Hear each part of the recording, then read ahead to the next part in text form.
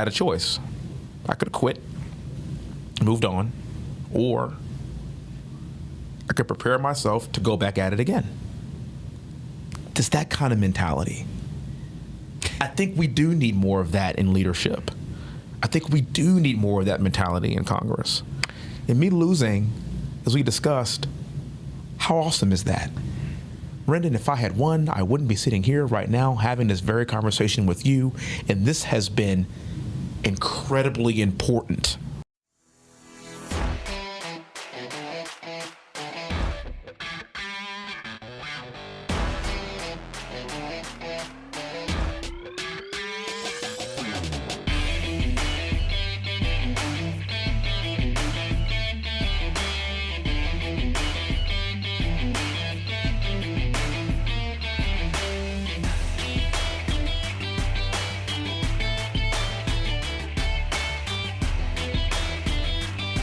I'm Wesley Hunt. I'm Wrendon Hunt. And you're in the hunt. Take us away, brother. I sure will. The first thing I would like to say is your ankles look fantastic. Put lotion on them and everything. Yeah. I knew I wasn't going to wear socks. It's a loafer day. It's kind of a loafer day. Loafer day. It's a nice spring day. I didn't want to wear boots, and I just thought I'd change it up. You've inspired me, Wrendon. I'm so glad. It's the Irish in me. You look wonderful. Thank you. You look wonderful. As do you. Well, thank you. First thing I wanted to touch on, because this past week we're talking a lot about policing and getting pulled over. I have not been pulled over, and I made fun of you last week about the amount of times that you get pulled over. Hey, man, I had a lead foot. Yeah. I haven't been pulled over in 4 years. Okay. We leave Who are you? I know. We leave the podcast, and we film that on a Thursday, was it? Yes. As it happens, after filming that, after having that conversation, very difficult conversation for us to have, we're feeling a lot as a country. After having that conversation, on Saturday night, I get pulled over by a cop. And it was a wonderful experience. Wrendon. So the same thing that we talked about, I'm driving, I have my whole family in the car. So my wife's in the front seat, the two kids are in the back seat. We're leaving my son's softball game, or t-ball game. Actually, it's coach pitch, so baseball game, I guess I can say. We're leaving his game. We had just picked up dinner. Dinner's in the car. We're driving. I get lit up. Immediately, I pull over to the side. My wife is telling me, don't just pull over to the side of the road. I think he wants you to go up and turn a little bit further up so that you're not obstructing traffic. I'm like, no, I'm just going to pull over right here. Yeah. Right here. Pull over, hands at 10 and 2. The officer, a gentleman by the name of Officer Vasquez with Fulshire Police Department, comes up. Hey, do you know why I pulled you over? Thank you for your service, Officer Vasquez. Thank you very much for your service, Officer Vasquez. I called his police department to actually compliment him for what he did. He pulls me over. Do you know why I pulled you over? First, can I have your license registration? Absolutely. Here it goes. Do you know why I pulled you over? No, sir, I don't. One of your brake lights is out. It's like, oh, I had no clue. You're pulling me over because you're trying to help me. Okay. One of your brake lights is out. How you doing this evening? Oh, we're just coming back from a baseball game. Did they win? Like, they don't really keep score now. Well, like, hey, I'm glad to see the little ones in baseball. Let me go run your information. They don't keep score. Yeah. We're in 2021. Oh, everybody wins. Everybody wins. But in reality, I'm glad I didn't keep score in this one. They would have got smoked. Yeah, but that's they had some 5 and 6 year old kids. There's good lessons of getting smoked, though, and knowing you got smoked. There are very good lessons of getting smoked. Go ahead. We'll talk. You know what? We'll save that one for another day. Save that for later. So he goes, runs my information, comes back. And after he comes back, he says, hey, look, I'm going to give you a warning. You need to get that fixed because if you get pulled over again, they're going to see the warning in the system. You are going to get a ticket. Yeah. Great demeanor. Handled the situation very well. And as he gives me my information back, I tell him, hey, Officer Vasquez, I just want to let you know. There is a lot going on in our country right now. You know exactly what I mean. He kind of said, yeah, I do know exactly what you mean. Yeah. I said, thank you so much for what you do, and thank you for the way that you handled this situation. And he said, hey, I appreciate that. So it was one of those really interesting things that happened after talking about this on a podcast, that it's this notion that sometimes people are just trying to help and do their job. Right now, the 20 million traffic stops that happen every year, how many of them go about like that? I'm not saying you get a warning. Sure. But about like that. Yeah. If you get a ticket or not, they're... But it was just really interesting reinforcement. It really reinforced our conversation. That because I still had that feeling. That's the normal. I still had that feeling when the lights went off, right? I still didn't want to pull up a little bit further. I wanted to be in a lit place. Those feelings were still there. But at the same time, as I step back and think about it from a logical standpoint, this was an individual who was trying to help me. Which is... So, complete non sequitur of what we're going to talk about, but wanted to bring that up because it was extremely timely. Awesome. What we're going to talk about today is the title of a Drake album. One of the best Drake albums. If you're reading this, it's too late? No. Okay. I just throwing it out there. I don't know where you're going with this. I'm sorry. It's the first thing that came to No. Not that one. Take Care. Oh, Take Care. Okay, that's good. Okay. Take Care. And the reason I started thinking about Take Care is I got my second shot for the COVID vaccine. On the day that we're filming this, we've just gotten to a point in the United States where over 50% of the adult population has gotten at least the first shot of the vaccine. And it's interesting to see on social media, people are really excited about getting these vaccine shots. Yeah, I know. It's kind of weird. Really, it's kind of weird. Excited about getting these vaccine shots. I had a friend on Facebook that said, "This is one of the best days of my life." No, they didn't. Up there with the birth of my two children. And I read that, and you haven't had a very good life, man. That's what I thought. Like, this is one of the best things in real life. I was sitting there, I'm like, in 10 seconds, can I name 10 things that were way better than me getting my second COVID shot? I mean, the first time my kid went potty on their own. That was way better. Okay? That was way better. That was the first time I smelled fried chicken. The first time I tasted a square fish patty at Luby's. Right. Yeah, there's like so many. There's an infinite amount of things that I could think of that I've been happier with than getting a COVID vaccine. Yeah. But it just made me think quite a bit about. I'm sorry, Wrendon. That's just. Well, it just made me think quite a bit about priorities, taking care of ourselves, and we've talked a lot about mental health. But we haven't touched as much on physical health and taking care of ourselves. And we all want to say, yes, there's a vaccine card. We want to like that on Facebook. This is awesome. It's incredible for you. I'm just as happy when somebody loses 5 pounds. Wow. Or when somebody gets a personal trainer. Wow. Or when somebody gets a health diagnosis and they change their eating habits. Because these are the things. It's more important than the vaccine. These are the things. Yes. That Don't are get me actually wrong, the vaccine's important. I'm not diminishing that, but the vaccine's important, and at a certain level, I have to step back and think. And you know how I was about the vaccine, okay? Yes, I do. And for our audience, my brother had COVID. Okay. And you are the closest genetic link to me in the world. You're welcome. Okay? You're a lucky man. That's why you're good looking. You're the closest genetic link to me in the world. It's why on occasion you don't wear socks. That's It's that genetic link, that connective tissue. Oh, man. Okay? Yeah. So when you got COVID, the first thing that I thought was, okay, if I get this and the closest genetic link to me was asymptomatic, there's probably a decent chance decent chance that I'll be asymptomatic as well. Yeah. I also look at the health that you keep yourself in, and I tried to keep myself in good health as well. And you do.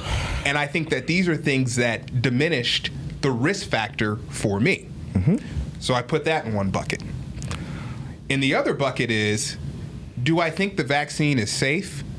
I took it. Yeah, I do. Right? So I have to believe that it's safe enough for me to take it.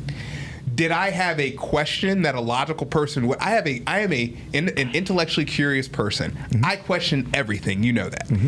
Do I have a question when I'm taking something that there's no long-term research on, that people have not had in their body for the long term? Yes, I had questions on that. But at the same time, sometimes you do things because it's for the greater societal good. This clearly is in the because I don't want to pass that on to somebody else still. Clearly in that case. And sometimes there's also situations where this might prohibit me from living my life if I don't get the vaccine. And then I will kind of caveat that, spending 2 years running for Congress, so I meet a lot of people. I have a buddy of mine that's actually in the CDC. I asked him about the vaccine. He said, Wesley, this is actually 2021 at this point. This is probably the best vaccine we've ever had in the history of the world, and here's why. How long ago did we come up with the polio vaccine? I said technology has come a very long way since then. You see, if you think about it, the DNA and the RNA of this particular virus was probably figured out within nanoseconds because we just literally put it into a computer. Yeah. The composition of what the vaccine was going to be actually came pretty quickly. The issue was the human trials. Sure. He says, so if you really want to get granular with how good this thing is, we're going to be on Mars within this decade. Yeah. Just to put that in perspective. Yeah. The vaccine is fine. Yeah. Yeah. When he told me that, I said, that makes a whole heck of a lot of sense. It does make a lot of sense. And so I'm kind of weighing these two buckets. M-A-R-S. M-A-R-S. Yeah. By the way, the rover on Mars and the little helo that was on Mars, very cool stuff. Awesome. And of course, a shout out for a book. If you have not read Liftoff by Eric Berger, it's the story of SpaceX. Yes. Very good because it talks about how 2002, 2003, there was no chance that we would have what we have now in terms of rocket technology. Yeah, thanks to the private sector. And Elon Musk just... Thanks to the private sector. Yeah, it's incredible. Yep. Anyways. Not big government. I digress.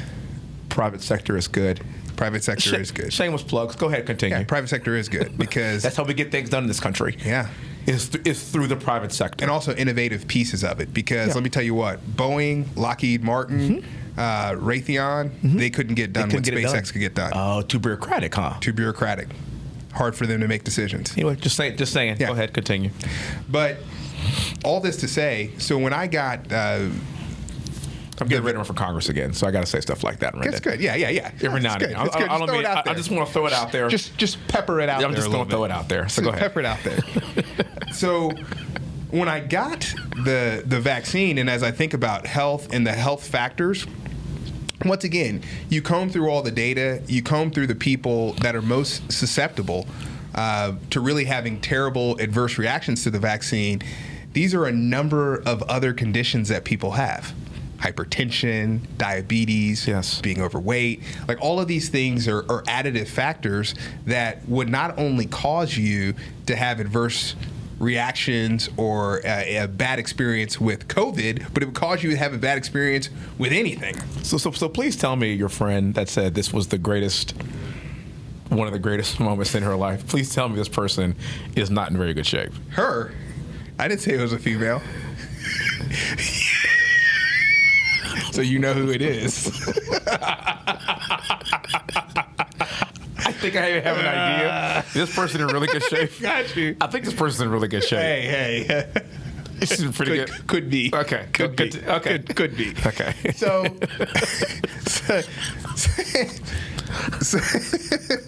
So interestingly enough, you go back to the health piece of this, right? And taking care of yourself. And it actually unlocked in me this fix-it mentality that we have as a culture. We always want the shot that's going to fix everything. Yeah. Right? This is going to prevent me from getting COVID. We want the magic pill. We want the magic pill. That's what we want. We don't want to get up in the morning. We don't want to work exercise. hard. We don't want to... We want keto. We don't want any carbs. Yes. We're going to eat a bacon diet. Yes. Like... the diet mentality. The diet. It has to be not the lifestyle. Not the lifestyle. The diet. It has to be something that can fix everything and be a cure-all. Yeah. When in reality, one of the things that we should have learned in this pandemic, and I think that this is a message that's going to be lost in this pandemic, one of the things that we should learn is that we need to be in better shape as a culture. Period. This is one of the things that we should have learned. Mm-hmm. But we didn't. We didn't. This is a message that is not being taken away from the fact that, oh, yeah, well, you can have pre-existing conditions. I understand that. There are people that are born with pre-existing conditions. Yeah. Eating a bunch of carne asada and hot dogs is not a pre-existing condition. Especially over time. So to kind of make a little joke, because I think it was actually really funny.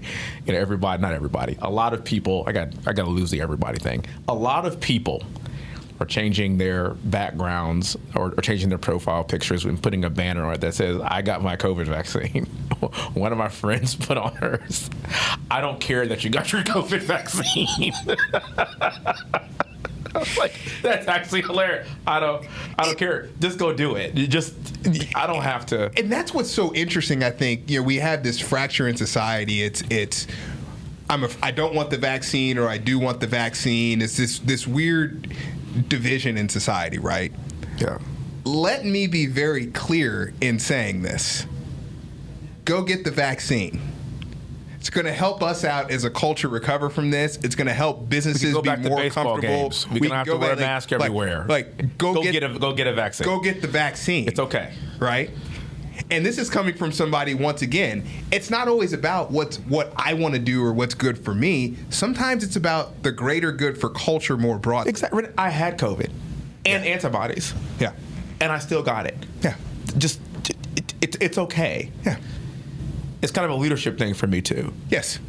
And also back to your point about being in shape and what this means. A lot of people hear that argument, and then the first thing I hear people jump to immediately is, I know this marathoner that died from COVID. I know this person that ate right and worked out every day, and she died from COVID. I saw this collegiate athlete that got COVID and died, and they go find... I'm going to need to see the data on that. Wrendon. They go find these obscure people that died from it. So I read an article a few months back about a marathoner that got COVID, and he was hurting, and he almost died. Yeah. And when he recovered, do you want to know what he said? I would have died if I was in bad shape. I got COVID, and I'm glad I was in such good shape because my body was able to fight it. Yeah. Had I not been in good shape, I wouldn't be here right now. Well, and see, that's the kind of mentality that we need to start to adapt. Stop being lazy. Yeah. And stop trying to be like, well, if this one really fit person died, so I don't have to be fit because I could die too, even if I was fit. So now I want to order another cheeseburger. No, this is our mentality. Yeah. That's flawed. That's flawed logic. That's flawed logic. Yeah. Being in shape helps you not just fight COVID, it helps you fight everything. Yeah. And it helps you live a better life, happier life. And perhaps it helps you live with a higher quality of life as well. And there's some real interesting arguments, and you know me, I try to approach things from a logic standpoint. And healthcare is one of these things where you really think about this from a logic standpoint, and a lot of the arguments become really interesting. Because we want the freedom to eat everything we want. I don't want you telling me what I can feed my kids. I want to give them Oreos. Okay. Like we don't want anybody telling us what to do or what to eat and all of these types of things, right? However, the cost that we're bearing on the healthcare system, mm-hmm. the trillions and trillions of dollars, mm-hmm. and we like to chalk it up with these very normalized terms, right? We say, hey, you should go see a primary care physician. We say preventative medicine. Mm-hmm. That's what we say. But in reality, what ends up happening is when people don't do preventative care, not eating the things they're supposed to do, mm-hmm. getting a certain amount of exercise, when they don't do things like that, that puts a strain on the broader healthcare system as a whole. Mm-hmm. That means that we're going to pay more money. might not be for every person. I'm not talking about every person that has pre-existing conditions. Don't try to twist what I'm saying to justify not doing what's best for you. And for culture as a whole. And for culture as a whole. Like the same reason why you and I got the vaccination is the same reason why others should be inspired to get in better shape and stay in better shape for the collective good. Yeah. You see, if everybody stays in better shape, then that drives down our healthcare premiums because we aren't as sick. Yes. But you see the incongruent argument here. Yes. Like you want to force everybody to get a vaccine for the greater good, but you're at McDonald's right now the very next day. Yeah. Yeah. Which is not good for the greater good. No. And we can talk about what's fair, right? Yeah. Is it fair that I was up at 4:30 in the morning running? No. And by the way, you run just about every day, don't you? Yeah, almost every day. Yep. However, is that going to affect the premiums in my healthcare plan? No. Is that fair? No. When's the last time you went to the doctor? Like a primary care physician? Yes. It's probably been so long. I don't even know, man. Man, I don't even know. When did we graduate from Westwood? And again, this is not to say that people have actual chronic issues, that have pre-existing conditions. We're not saying that. What I'm saying is if you look at a bell curve, the overwhelming majority of the pain that we see in our country from a health standpoint is self-inflicted. Yes. And I had a situation in my life where I realized that I was on the wrong trajectory. I remember this time in life. I was there. I bet you do. Yeah, you were there. You were looking like T'Challa. I was looking like Rambo. I was like Rambo and Rambo 3. You're looking like the Black Panther. You came up to me and you said, "Wrendon, would you like to have the power of the Black Panther?" You were looking like T'Challa. It was my bachelor party, right? The bachelor party. I don't want to tell this story. Go ahead. It was your bachelor party. And don't leave out the whey protein in this story. I'm definitely going. That's why I took control of the story. I have to control the narrative. I have to control the narrative. I'm in politics, man. I know how this works. If I let you say it, then I'm playing. Then I'm explaining. When you're explaining, you're losing. You're losing. It was your bachelor party, and you've never been in bad shape. We've never been in bad shape, comparatively speaking. Sure. There have been times in our lives when we have not been in the best shape for us. We were not necessarily our best. And it was your bachelor party where you weren't your best. And it was clear. It's kind of you. That you knew it, I knew it, Las Vegas knew it. like Jesus knew it. Jesus knew it. We knew it. Okay. And when you got back and then you took your wedding photos too, I could tell that you just weren't pleased with the way you were at that time in your life. How long ago was it that you got married? It's going to be 10 years in July. Congratulations. 10 years in July. This is one of the more proud things that I can say about you and your discipline and how you recognize an issue, take responsibility for it, and don't blame others. You got done after your wedding, and in a decade, I've never seen you fluctuate more or less than 5 pounds in a decade. Why? You didn't point the finger at somebody else. You didn't say it was the Navy's fault or your fault or that fault. You owned it. You owned it. And then that's why last week when it's raining at 4 o'clock in the morning, your neighbor is texting you saying, "Is that you out running at 4 o'clock in the morning while it's raining? You're getting a rain run in?" Well, of course you are, because you understand that you have to be the captain of your own destiny. Yeah. And that to me is a lesson that I talk about all the time. For literally a cool decade, you've been in shape. And you know what that means? It means running at 4:30 in the morning and to run. You know what that means? I can't eat that right now. You know what that means for you? I gotta stop drinking. It's not good for me. I'm not sleeping very well, and I can't do that. These are the kinds of decisions that you have taken upon yourself. Not only for yourself though, but for your children. Absolutely.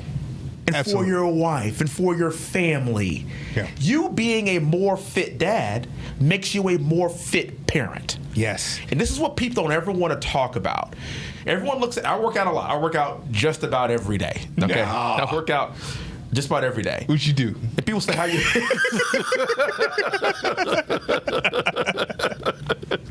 Give it up, player. What you do? Give it up, player. And have been working out for a very long time, just about every day, for the bulk of my life. And why? Because I will never forget being at West Point, and I had a military history instructor.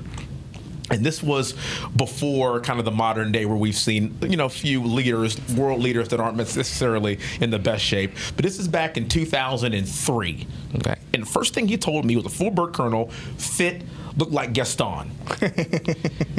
He sat down and he goes, how many fat leaders do you know? Wow. Point blank.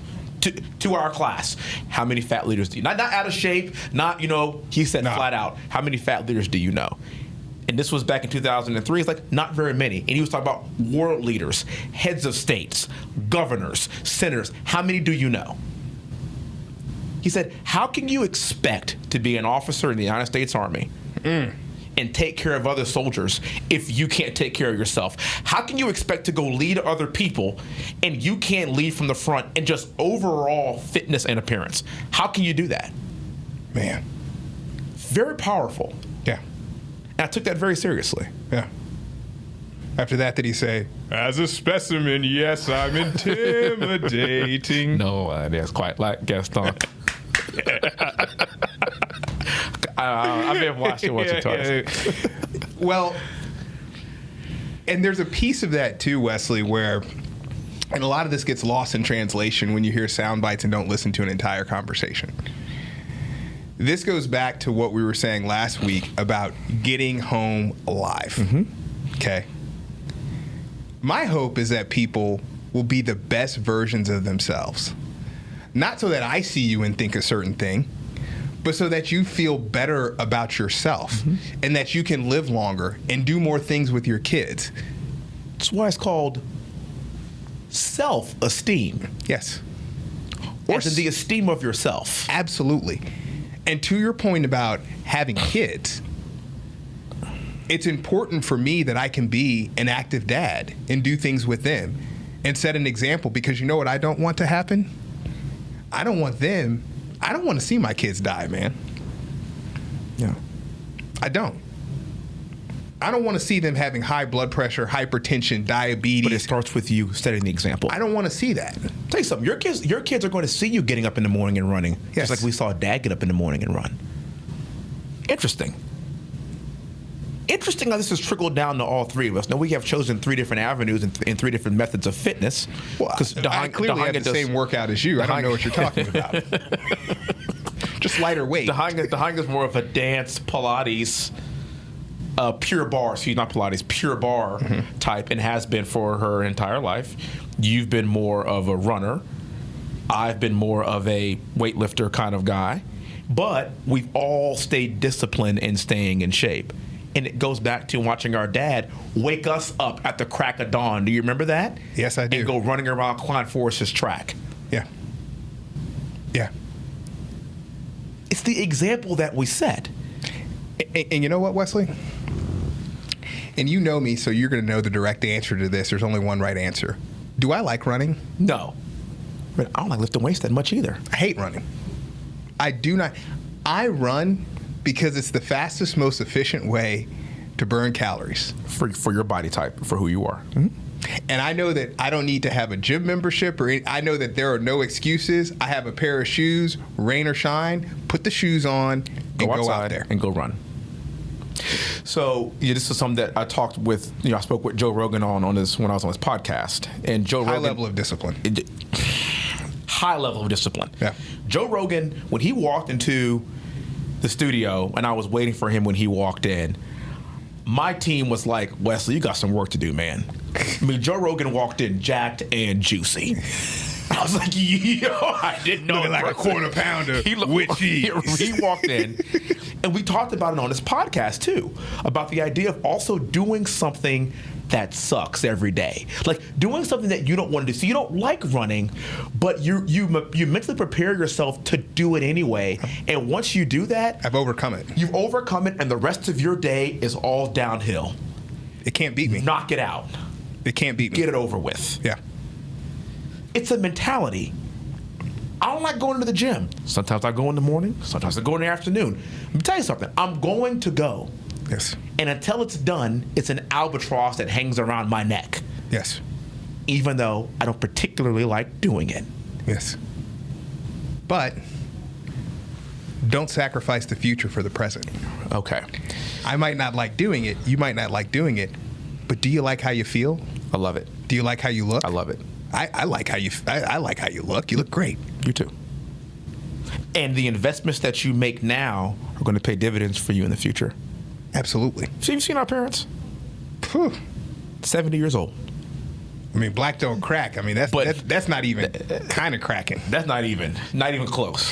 Dad has looked the same For like 30 years. and the issue he had, and I think he would have been better off if he would have just embraced the bald head early. Yeah. Because he still had the Homer Simpson, the Bozo the Clown. I don't know why. He let it grow on the sides. I was like, Dad. It's like, let it go, let man. it go. Like Elsa, man. Let it go. Let it go. Let it go. Let it go. Let Just it roll around. go. And then he would go to the barber shop with us and be like, and yeah, fade that up. Can I get a fade? And fade up the side. Fade up the Homer. Dad, you can't get it. The fade is over. It's faded away. Come on home, bro. I said, come on home. And I remember I could just see them licking their chops whenever he walks up to the barber shop. It's like, oh, we got an easy one. This is not going to take long at all. It was like a Coming to America. He just cut off his ponytail. But Dad has looked virtually the same since he was 40. Our parents, our mom right now is vegan. Yeah. Yeah. She's vegan, and she's very strict about it. Yeah. It's very hard to be vegan when you're from New Orleans, by the way. They don't have vegan boudin? No, man. They don't have vegan, oyster po' boys either, bro. I don't think. Remember when Mom had... Could you imagine how nasty a vegan po' boy would Oh, it'd be terrible. That wasn't no part of it. Remember when Mom had that vegan shrimp in the freezer? she had some vegan shrimp. Yeah. And she was like, "Oh, it's not bad because that's the thing with vegan people." So let's get on this. Vegan people are kind of ridiculous, okay? Because they're like CrossFitters. They're just like CrossFitters. That's a great analogy. Vegan people, look, just tell me what it tastes like. Just tell me exactly what it tastes like. Don't compare it to anything normal. No. Because it doesn't taste like that. No. Like vegan steak doesn't taste like steak. No, it doesn't. It probably tastes like peanut butter. So just tell me. And it probably tastes fine. It tastes fine, but don't get my But mind it's not set what to I'm thinking expecting. steak. It's not what I'm expecting. And that's why even when you go to, because Mom's big in these vegan bakeries, you go to these vegan bakeries and the bar is so low, okay?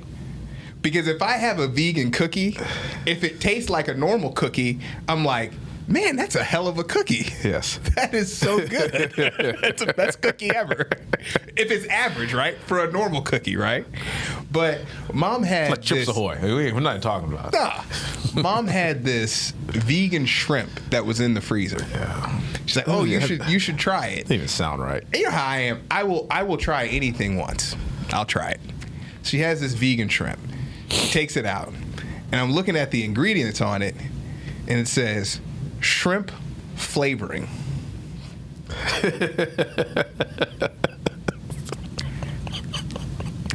How do you get shrimp flavor? Shrimp is a pretty pronounced flavor, It's right? shrimp. It's shrimp. Yeah. How do you get shrimp Either flavoring shrimp or it's not, is what you're saying. with the absence of shrimp? Yeah. Right? Either- yeah. So I tried it, and I tell you, it's pretty bad. Okay. So we weren't going to eat the whole thing, so we put it in the bowl for the dog. Your dog, Spartan, right? What'd Spartan do? Spartan walks up to that shrimp-flavored shrimp, sniffs it, and makes this sound. He goes, and just walked away. Was he like, Scooby-Doo? It's like, Raggy. But it was crazy, though, because those are choices, though, that mom has made in order to keep herself where she wants to be. Like getting to the point where, hey, these are the goals that I have for myself. I want to be able to be there for my grandkids. And to your point, she's not coming from a culture where that's something that is acceptable. Normal. Acceptable. No, I said acceptable. Yeah.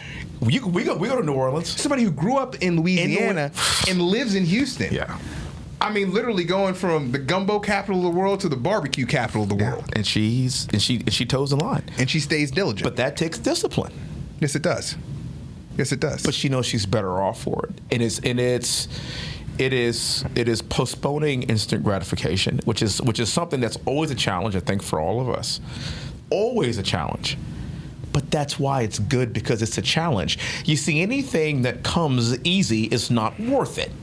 Yeah. Anything that anybody can do, usually it's not very special.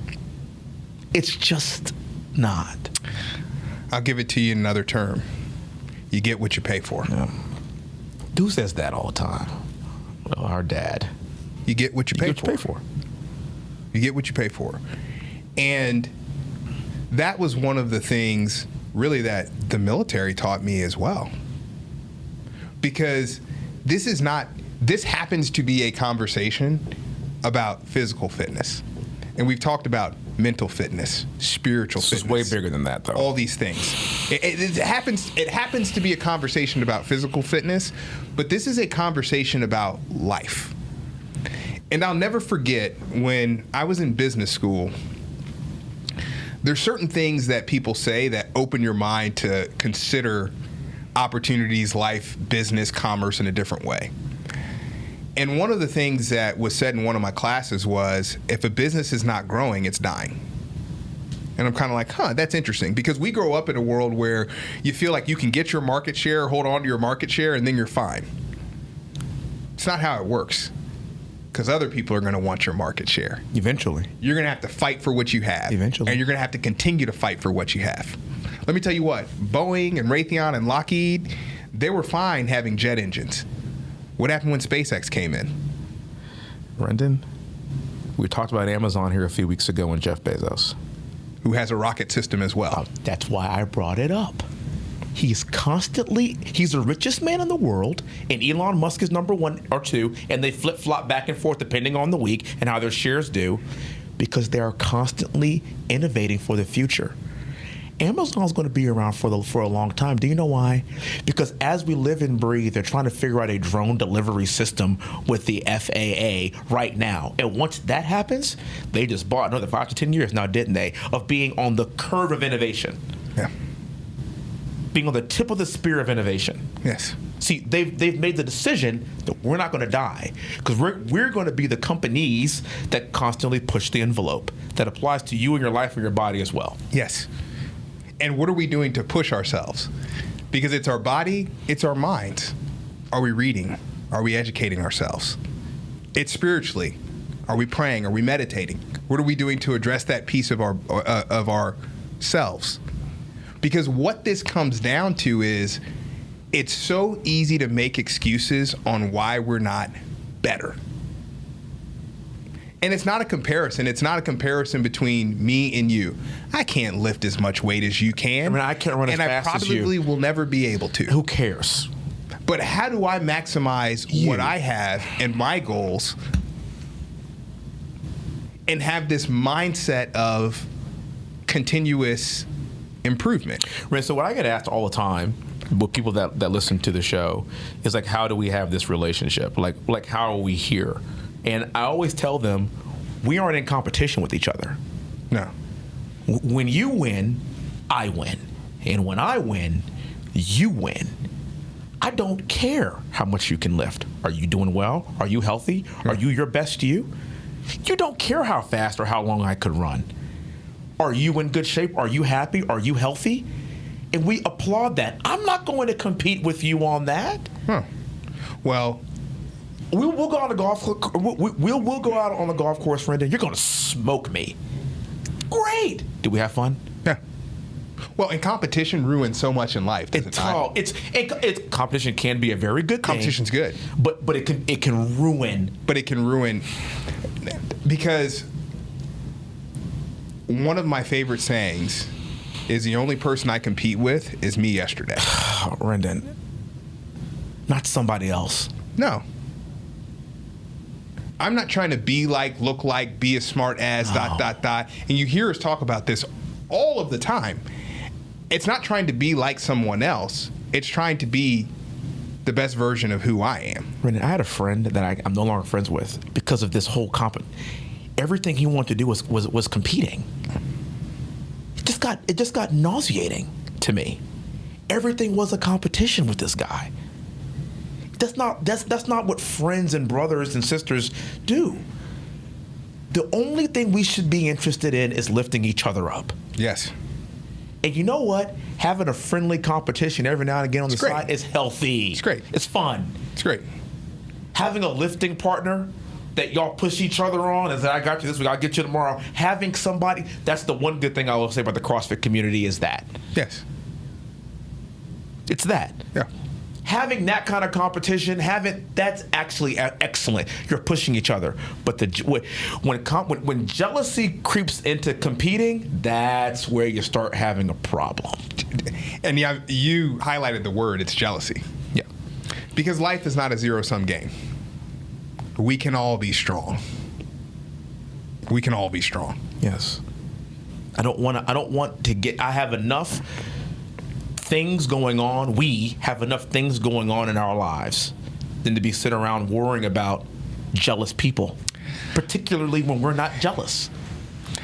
I had a gentleman that I have known for some time who's extremely competitive, was a college football player, played at USC, and he said something really interesting to me that at the time it didn't really resonate, but now as I think about it retroactively, it was a very interesting comment. He said, I like to see other people lose more than I like to win. Interesting. And at the time, it was like, that's what drives you, that's interesting. Now, and this conversation was a while ago, but now I look back on that as like, wow, that's a really destructive way to live your life. Yes. Your focus isn't even on how I feel or how can I maximize myself. It's somebody else. Yes. That's a very destructive way to live your life. Wow. And how often do we do that on social media and in other platforms? We sit around and we wait for people to fail. Yeah. It was like waiting to pounce on them. It was like one of our friends, and this is one of those interesting stories that you tell. I'll give a shot at it, amend it where it's right and wrong. But it was right before you had your first daughter. Mm-hmm. Emily was pregnant at the time. And a friend of ours came up to you and said, man, you're looking really good right now. But man, after that baby comes, it's going to be time for dad bod. He's rooting for me to look like crap. Like, rooting for you to fail. And the crazy thing is, who roots for somebody to have a dad bod? When you told me that story, the first thing that I thought of... Misery loves company? Well, that's part of it. That's certainly part of it. And the other thing I thought about is the notion that now that you're becoming a father, people say, I can't afford to do X, Y, and Z, or I don't have the time to do X, Y, and Z. Now that you have somebody else who you're responsible for, you can't afford not to do that. I mean, I've gotten in better shape since I've had 2 kids. You should. There's more riding on you now. Way more. People say I don't have time for that. I don't have time to read to educate myself. Okay. You can't afford not to read. Not to do that. Because if you're not doing that, you're not progressing yourself and you're not growing. There is a story that I want you to tell in terms of physical fitness because it is one of my favorite stories. Your bench press story. This is just one of my favorite stories, and I wish I was there. Fort Hood, Texas. I wish I was there. I was in Fort Hood, Texas. And I'm in my mid-20s, and this is where, you're at this phase in your life where you're just like, I just want to be able to lift and be huge and lift as much as I can. And when you start to have that mentality, sometimes you lose the concept of body fat for strength. Now, I was getting really strong, like repping 315 for 8, squatting, 400 pounds for reps. Like, yoked. I was yoked, okay? I was 200. I don't want to say it. I was 200. I was way too big. And it was the strongest I was of my too big. strongest time of my entire life. And I can tell you, give me a second. I was 24 years old. I remember the time. It's like remember? It's kind of like Pearl Harbor, Like I remember this day. I remember where I was. I remember where I was. Like I remember this. And I remember getting really strong, and I got on the bench press, put 3 plates on each side, and I sat up. I was getting right to rep 315. And then I looked down. As a warm-up. I was really strong. I was huge. And I'm a helicopter pilot, which is really funny. It's like, why are you this jacked helicopter pilot? Why does this make any sense? I don't know, but that's where I was at that time in my life. It made sense at the time. It doesn't. It's cool then. Yeah, it's like November rain. It was a good idea at the time, but it really wasn't. It's like those Talia Umo suits that Michael Jordan wore, right? Just with the pant leg was this big and it had 8 buttons on it. Just not. At the time it was cool. It seemed like a good. It doesn't seem good. And I remember sitting up on the bench, and when you're so focused, this is actually a good point. When you're so focused on one thing, oftentimes you lose sight of other things that start slipping. Ooh. So I was so focused on getting my bench press up. I was so focused on everything that even looking in the mirror, everything I saw was skewed. Because the only thing I cared about was squat and bench. I didn't care about my 2-mile time that, by the way, was pedestrian at best. I don't even want to talk about it. I was barely coming in on the Army standards at 24 years old. But I didn't care because I was like, I passed. Oh, but I'm jacked. But nobody can. But that doesn't matter. Like, you can barely run 2 miles. And you're in the Army. Okay? I sat up. I was getting ready to bench. I looked down. And I could literally see my gut. Like, I don't want to use the word spill because that's a bit dramatic, but I would say it's a muffin top. A bit. It was a bit, and I remember looking down and seeing it kind of spill over my shorts a little bit, and I kind of grabbed it. And I looked down. I got off the bench press, removed all the weight, and went to the treadmill. I never was that big ever again. I got home. I looked at myself in the mirror. I said, there's no need for you to bench press 400 plus pounds. Yeah. Actually, when your body fat is this, yeah, get in shape. Yes. I love the idea of focusing on one thing and losing perspective of everything else. Because I think that's what happens when we let ourselves go. Mm-hmm. We could be focused too much on eating or drinking and not focused on general health. Yeah. And at some point, we all have a bit of a wake-up call. Your wake-up call came when you were muffin topping on the bench at Fort Hood. My wake-up call came. Or your bachelor party? Well, it actually wasn't the bachelor party. It was when I got the wedding pictures back. Okay. That was the moment. That was the moment. And it was honestly hurtful for me because I'm looking at my wife and she just looks like a 15 on a 1 to 10 scale. Still does. But still looks like a 15. Yeah. But I'm looking at her and the best you're ever supposed to look, these iconic pictures. Mm-hmm. And she's looking wonderful. And I looked at myself and I wasn't at my best, man. Mm-hmm. And that was the moment when I saw Wesley, I still won't look at those pictures, man. Oh. And Wrendon, they're not that bad. That's what's so interesting about this. This is why this conversation is actually not about comparing yourself to others. It's about comparing yourself to yourself. Yeah, because any normal person would look at that and they would say, you're being kind of hard on yourself. But you could be better. And not only did I know that I could be better, there was a piece of me too that, and my wife could care less. Mm-hmm. Right? I mean, it's so funny. I mean, not an issue for her at all. But there was a piece of me that was almost disappointed, almost feeling like I let her down. Mm-hmm. Which is ridiculous because she would never say anything like that. And it's a complete figment of my imagination. Mm-hmm. But it's you taking responsibility for it. That was 10 years ago. That's a valuable lesson too. Yes, it is. Yes, it is. Discipline, consistency, grit. These are the things. These are the building blocks of a good, healthy, productive life. Yes. That we can all strive to have. Not tearing someone else down, lifting them up, being encouraging, not hoping they fail. And Wesley, that's why I want you in Congress. Wow. Because I don't expect everybody to have that level of discipline. I think that some people will take this conversation and they will misconstrue it and think that I'm trying to put anybody down or for issues that they're dealing with.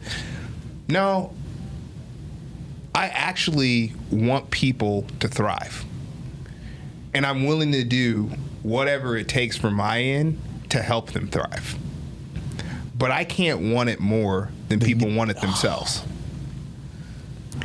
And that's why I want you in Congress, because the understanding of the fact that Rome was not built in a day, the understanding that there are going to be hard times and sometimes you wake up and you don't want to do it and you don't want to do the next rep, the understanding of that and what it takes, this is a conversation about physical fitness. But it's more a conversation about life. Yeah. And about having a mentality. I equate that loss that I just had in Congress to me sitting on that bench press that day and looking down and not being happy with myself. And you have a choice. It's a good metaphor, but you look way better now. Thank you very much. There's no muffin top. I had a choice. There's no muffin top in that concession speech. I had a choice. I could have racked the weights. I racked the weights and got on the treadmill and got in way better shape. Or I could have just kept doing the bench press. And I chose to get up and do something about it. Even though I kind of enjoy lifting weights more, I don't like being on the treadmill, but that's what I needed to do. The same thing happened back in November. I had a choice. I could have quit, moved on, or I could prepare myself to go back at it again. It's that kind of mentality. I think we do need more of that in leadership. I think we do need more of that mentality in Congress. And me losing, as we discussed, how awesome is that? Wrendon, if I had won, I wouldn't be sitting here right now having this very conversation with you. And this has been incredibly important to us. Yeah. To be able to do this. Yeah. God has a plan, and I believe that. Yeah. It's not always the way you want it. He may not come when you want him. But he'll be there right on time. I tell you, he's an on-time God. Yes, he is. And that's the mentality that I think we have to understand. This is a marathon, not a sprint. Yes. Yes. And you're better for it. Way better. I'm a better person for it. You're better for it. And there's a piece of us, we cannot let our adversity define us. We must let our adversity strengthen us. Don't let it define you. Let it refine you. And when we hold on to that, and when we understand that these moments of adversity, when we're not who we feel we want to be, there's tomorrow. And you always have a choice. My favorite analogy in the world is do you want to be a thermostat or do you want to be a thermometer? Do you want to be a thermostat or do you want to be a thermometer? You see, a thermometer just sits in a room and measures the temperature of the room based on the ambient temperature, and it changes as everything changes around it. Yeah. A thermostat changes the environment around it, and that's what influences the thermometer. I'd much rather be a thermostat. That's why you got all those degrees, so you could be hot.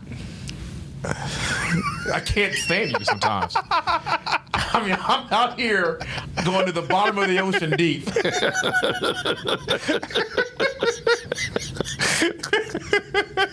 What's that Kanye West song? Remember what Kanye West said? You know what's going to keep you warm?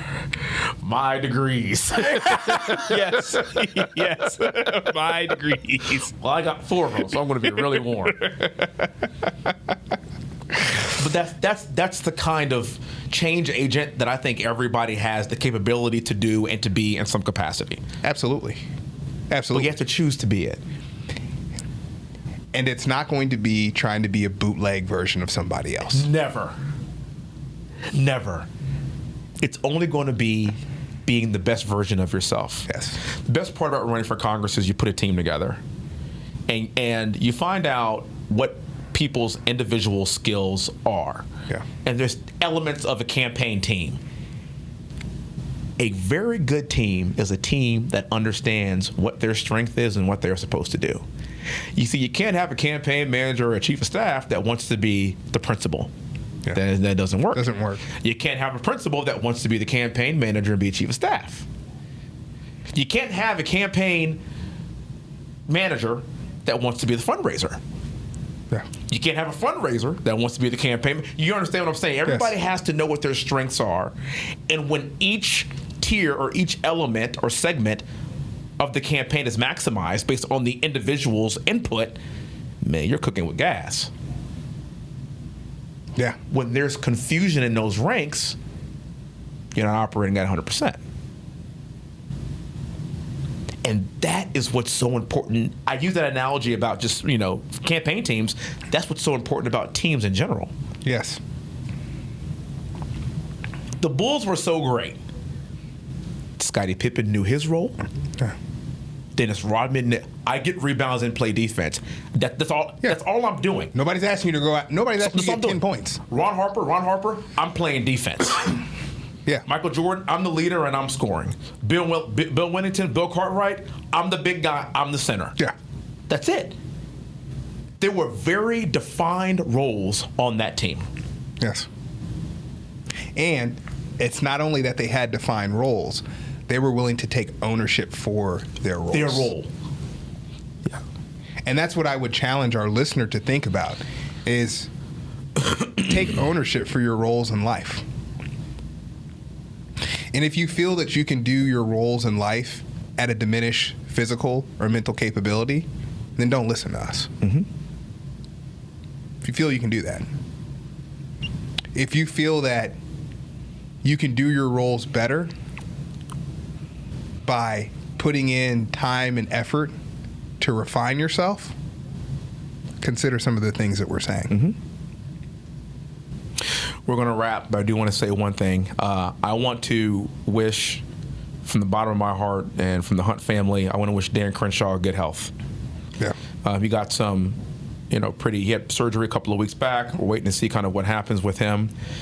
He's been someone that's helped out my campaign tremendously. I consider he and Tara to be friends. Right now, he is actually effectively blind. I think his statement said he'll be that way for the next month or so. And I want to wish him a speedy, 100% full recovery, and we're praying for him.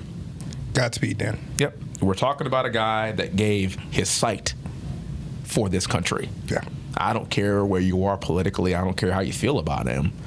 That's respect that is owed. Yeah. And he still continues to serve, quite frankly, being 75% blind because he only has one good eye that's half good. And right now he has none. And we want to see him get that eyesight back. Yes, we do. We need you, Dan. So, go and take us out. And remember, smiles are contagious. So make someone's day. God bless you. Thank you.